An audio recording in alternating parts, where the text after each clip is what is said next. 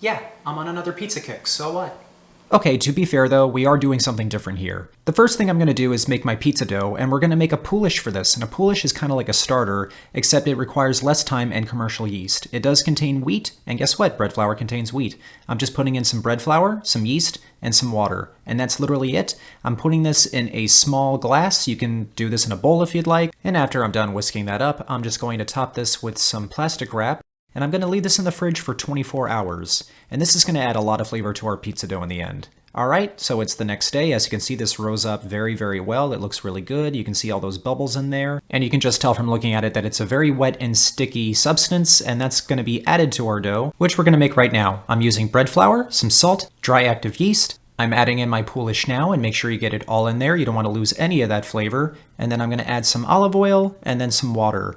And you can do this by hand, but I'm going to use a stand mixer for this, especially since that the Poolish is going to make your dough very, very sticky, very, very wet. And this dough is going to end up being pretty sticky and wet. In fact, after I was done kneading it in the stand mixer, I actually put it on the counter and added a little bit more flour and kneaded it for just another minute or so. And once your dough is the texture it should be, this is going to go into an oiled bowl, and I'm using the same bowl that I kneaded the dough in. And then I'm going to cover this and put this in a draft-free off oven for 2 hours. If you would rather leave this on the counter, you can. Alright, so quick story. When I was in culinary school, I would go in early every morning and I would make pizza dough because during our lunch breaks, we would actually sell pizza in our class. We would sell them to other people on the campus. So we would make 2 cheese pizzas, a pepperoni pizza, and 1 specialty pizza. And we got very creative with the specialty pizzas. We would do a Cuban sandwich pizza, a potato and rosemary pizza, a cheeseburger pizza, a Philly cheesesteak pizza. We had a dessert pizza. You name it, we made it.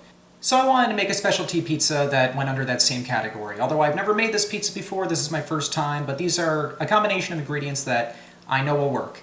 And with that, let's get started on this thing. First ingredient here is a red onion, which I've julienned. And I just realized this is my first time using red onion on this channel. I don't know what took so long, but here we are.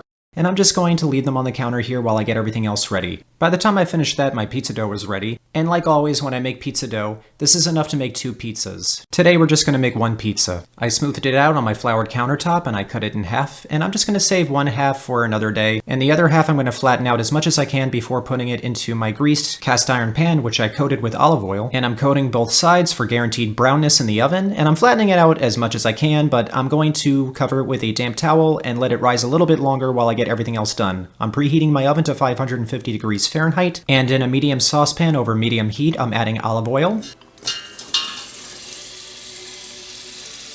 and my red onions. I'm giving them a toss with my wooden spoon. I'm going to add some salt and some pepper. Make sure you season it generously. And go ahead and keep cooking this for about 10 to 15 minutes. Make sure you keep an eye on it. Just keep tossing it with your wooden spoon. We're not exactly caramelizing them, we're just browning them. And if you find that your onions are sticking to the bottom of the pan, a good idea is to deglaze it with some water or, my choice, some wine. It's never too early or too late to get started. And make sure you choose a wine that you like to drink. I'm using Stella Rosa. Not a paid advertisement. And once this is looking really, really good and smelling terrific, it's time to take this off the heat and let it cool off for a little bit. Next, we're going to shred some cheese. I'm not using mozzarella, I'm using white sharp cheddar. I felt like that this would be the perfect cheese for these ingredients, and spoilers, it ends up being delicious. And I'm also using Genoa salami. This was completely optional, but I chose to slice them up a little bit just to get smaller pieces to make sure that I get a bite of everything in every bite, rather than just nothing but salami. But if you want to leave the slices whole, you most certainly can. And if you end up getting the larger slices of salami, I really do recommend slicing them up like this.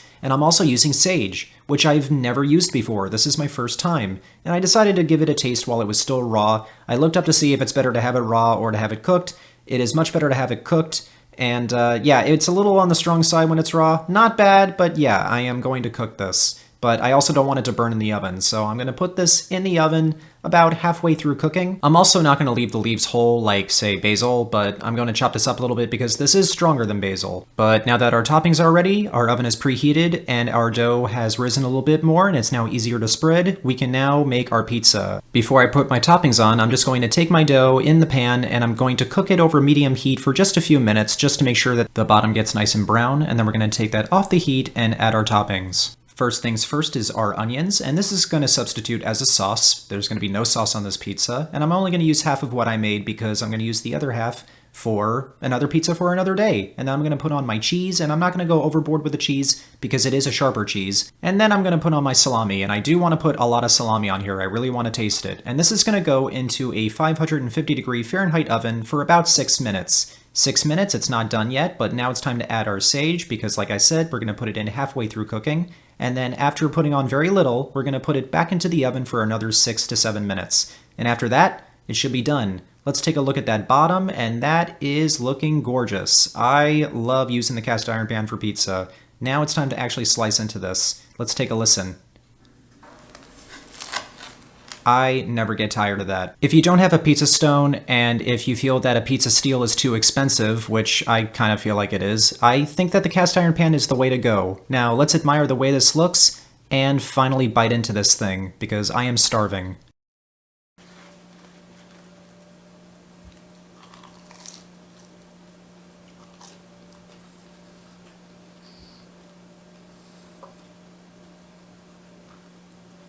So it definitely passes the crunch test and definitely the taste test, because this is absolutely delicious.